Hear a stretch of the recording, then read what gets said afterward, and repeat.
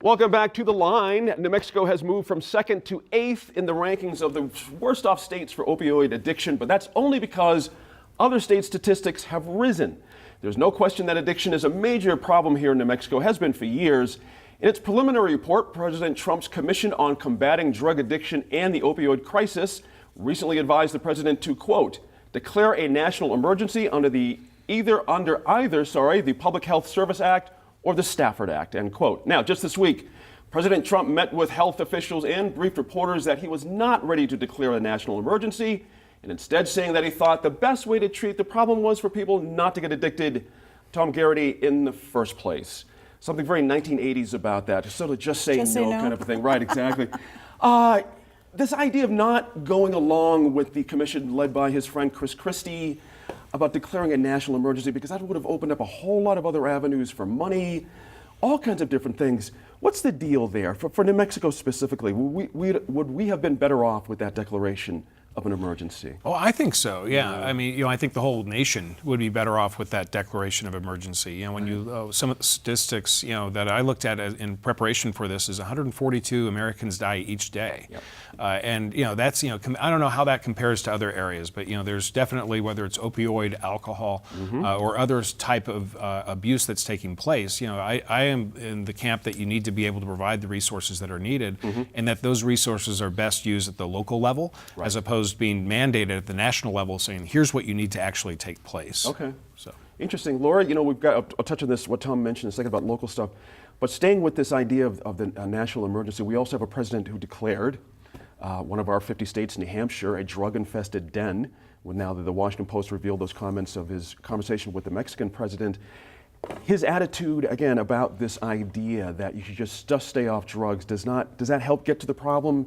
What's going on there? How should we be reacting out in the field to that? Well, I mean, like most things that he says, I think they're simplistic and sound bites, and they're really meaningless. I don't think he or his administration have a very good understanding about most issues, let alone this one. But, obviously I think I agree that had it been declared an emergency, it would have benefited New Mexico. But I also think that it's such a huge problem, and it's unique to each state. I think that we have issues here in New Mexico where we have cultural challenges, we have rural areas, we have economic problems. There's also, it's systemic, it's generational.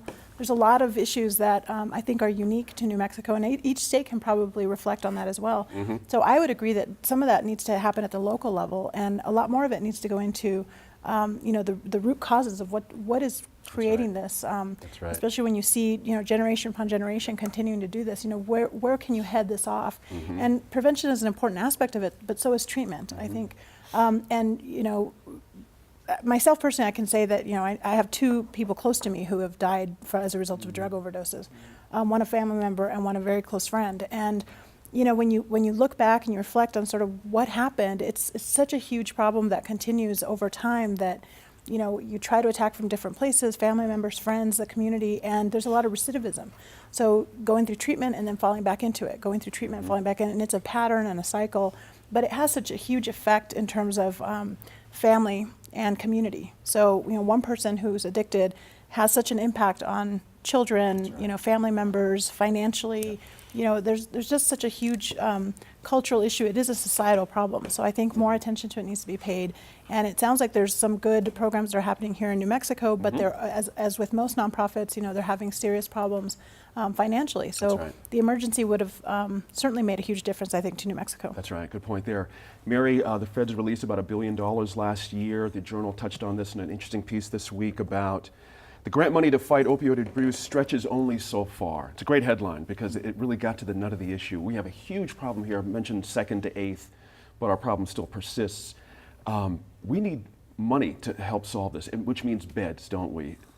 We do. Yeah. I feel like that is one thing that the Journal article, one of the many things it did to really underscore well, is that there is a lack of reentry beds in this state.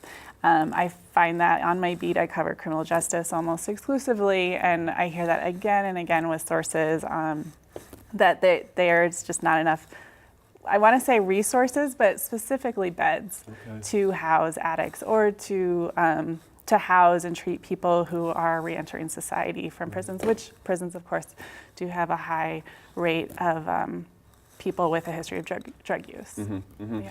And staying with you on that for a second, in your reporting, I've got to imagine the thing you're talking about, being more beds, that's the big financial nut. That's the biggest piece of this, isn't it? That we're building facilities, basically. We're talking millions of dollars, but we're also the 5th largest state in the union and really spread out. So for rural providers, what's the answer here? It's a huge difficulty. Oh, it's a huge dilemma, and I don't know that I know the answer, but you're right. It's a capacity issue and it's a funding issue from the beginning. That I think the money would have certainly helped with that. I don't know if that was the answer. This state and this country is in a crisis now. I think that's the broad national consent with opioids, and that means that we're probably in a cycle now that's going to be really hard to get out of for some communities. And in New Mexico, at least, and some other states, that means rural communities. Right, exactly right. I mentioned the $1 billion available. We got 9.3 million out of it. We could probably use 4 times the amount just to get going.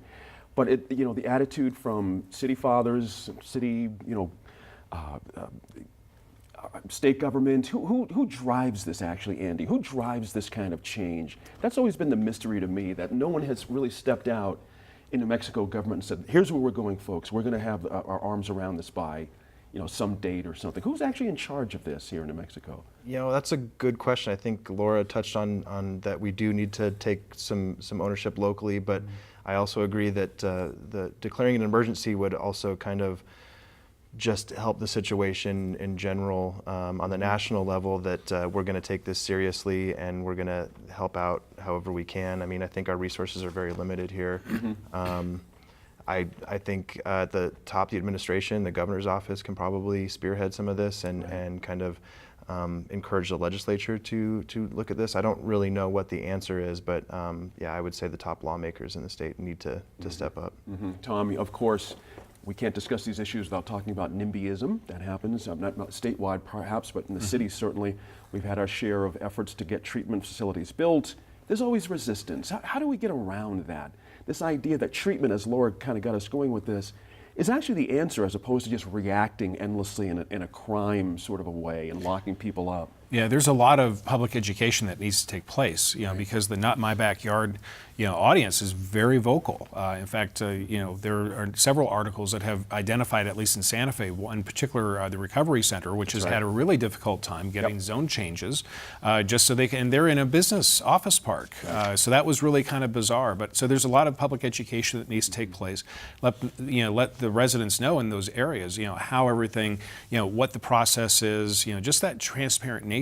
And then back to a point that you asked right at the top of this particular segment, is I think that the federal government has a real opportunity here. While they've basically turned, the president's turned his head on this and I don't really want to do anything. Right. I think there's a great opportunity to say, let's get hold of the insurance companies, because while the governor is the one who really determines what is going to be addressed at the state level, the president and any direction that he can provide to the insurance companies as a part of the national health care discussion will really determine how the different types of crushable pills that make them inert, all the different pharmaceutical solutions, that could be a great way, because otherwise you have all these pharmaceuticals that have to go state to state to state to get a formulary that might be approved in California, approved in New Mexico.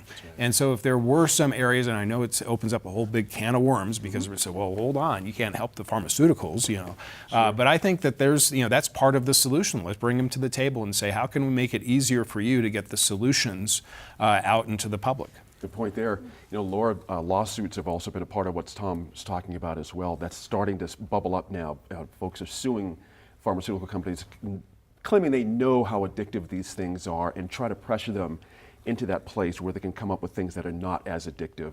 That's going to be part of the discussion, I would think. How about for you? What do you think on that one? I think it's such a huge issue. It's, trying to get your arms around every piece of it is really difficult, but I think certainly it takes leadership, and I think at the gubernatorial level as well as at the federal level, there could be more done, but I don't think there's a will for that right now.